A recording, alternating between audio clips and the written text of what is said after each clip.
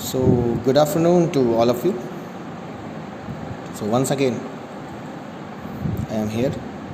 So, today in today's lecture, we are going to discuss the basics of sinusoid and a complex signal.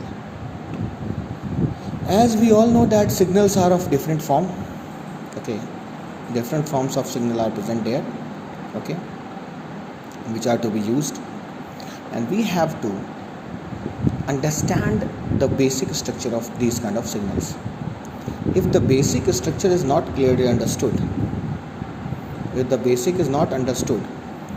then we cannot efficiently deal with what we term as the composition of signals.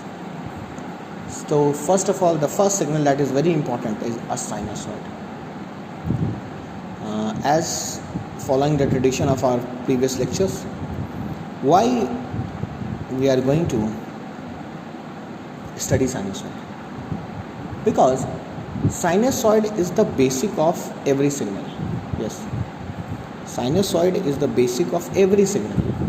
Yes, sinusoid is a signal which helps us in understanding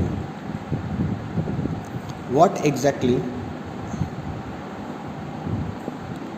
the nature of the signal is. It will tell us about the harmonics.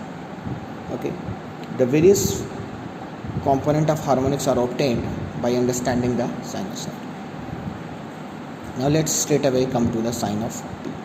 Okay, one more thing, as we have understood in power electronics, in case of power electronics, the fundamental is again a sine wave. In India it is 50 Hz, in foreign countries it is 60 Hz. Okay, now a rectangular pulse, yes, the pulse of a cosine wave, the pulse of the source current, the signal drawn by the source current can be understood to be consisting of many sine waves. Yes, a large number of sine waves will combine together and form the rectangular pulse. So we have to very properly disintegrate that rectangular pulse into its constituent sine waves. One more thing is very important, that the constituent harmonics, yes, first harmonics, second harmonics, third harmonics, fourth harmonics, fifth harmonics, all these harmonics will get combined. Okay, these will get combined together, and thus they will form a rectangular pulse. Okay, so one thing is there, that whether that's rectangular or as in technical terms it is termed as square wave, whether that square wave is perfect, whether it is perfect at the edges, no, it is not at all perfect. Okay, we will find certain notches, we will for sure find certain notches around the corners or around the edges. That's why the understanding of those is very important. Yes, that's why the understanding of sine waves is very important, because the notches are formed and those notches can create a problem. Okay. One more very important thing that needs to be considered is that a cosine wave is also a sinusoid. Yes, many people say that it is sine wave, it is cosine wave. No, it is again a sinusoid. Why? Because it is just lagging or leading the sine wave by 90 degrees. So it is a sinusoid. Cos omega t is nothing but sine of omega t plus pi by 2 minus, no, sine of omega t minus pi by 2 or plus pi by 2. Plus pi by 2 will also work, plus pi by 2 will work, because by using this thing it goes into the second quadrant, and the second quadrant the sign is positive. Okay, till this part this is important. Okay, one more thing is that now have a look at this sinusoid, sine of t as a function of t. So this t consists of 0, pi, 2 pi, 3 pi. You can see it is very well clear that this t has components 0, pi, 2 pi, 3 pi.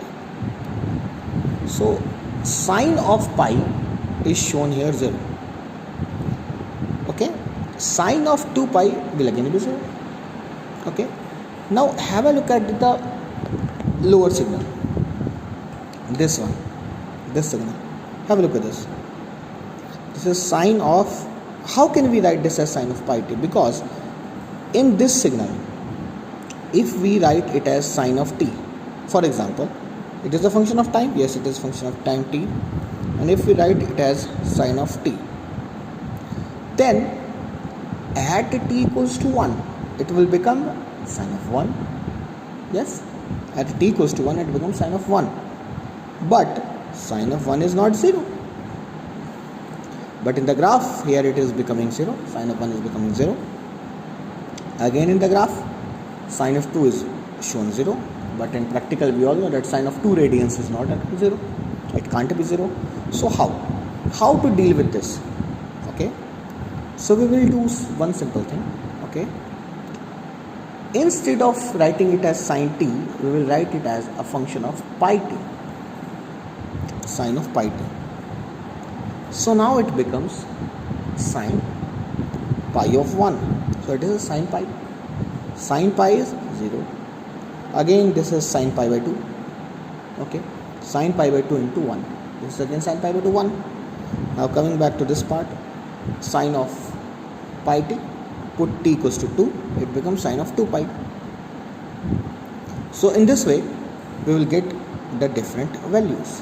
I think till this point I am quite clear and I am well understood. Now coming back to the third function, that is sine of omega t equals to, yes, sine of omega t. Now have a look at this. In sine of omega t, you will find 0, pi, 2 pi, 3 pi. Okay, it's clear. So how you are calling it as sine of omega t?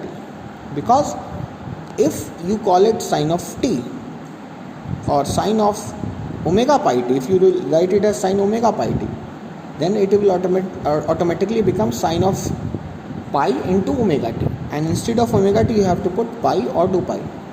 So the function becomes sine of pi square, sine of 2 pi square. Again, sine of pi square is not 0. But the signal has to justify that it is sine of, in the function, if we put theta equals to pi, then it becomes 0. If we put theta equals to 2 pi, then it is going to be 0. So how to deal with this? We will directly put omega t equals to theta and put the value of theta into that function. So this becomes sine of pi, sine of 2 pi, sine of 3 pi. It becomes 0. Subsequently, for all the values of theta, we can get the output value. Now I want to shed some light on the complex signal. What complex signals are and why they are important. Have a look at this. This is a complex signal. Yes, the below one. This below one is a complex signal. Have a look at this. If I write it as t e to the power j omega t, okay, I simply write it as t e to the power j omega t. So I will put the value of omega. Okay. Now as t will increase, this t e to the power j omega t will also increase. T is increasing, so e to the power j omega t, and as t is increasing, omega t will increase. So e to the power omega t will increase. Okay. And t is increasing in itself. So the net function starts from t equals to 0 and it goes on increasing. Have a look at this. It is increasing, and that's it. It is continuously increasing. So this is a very vital and important point. This is a very important point that needs understanding. Okay. So I am very much clear till this point. Now, coming back to this 1 by t to the power j to t. Have a look at this function. If t is decreasing, then 1 by t will go to 0. So at t equals to infinity, this will be 0. Yes, at t equals to infinity, this is going to be 0. 1 by infinity is 0. And at t equals to 0, this is going to be infinity. Is it clear or not? So the graph of this function is very easy to plot. We can easily understand this thing. Okay. Now I think till this part the sinusoid and complex are clear. I will see you in the next lecture.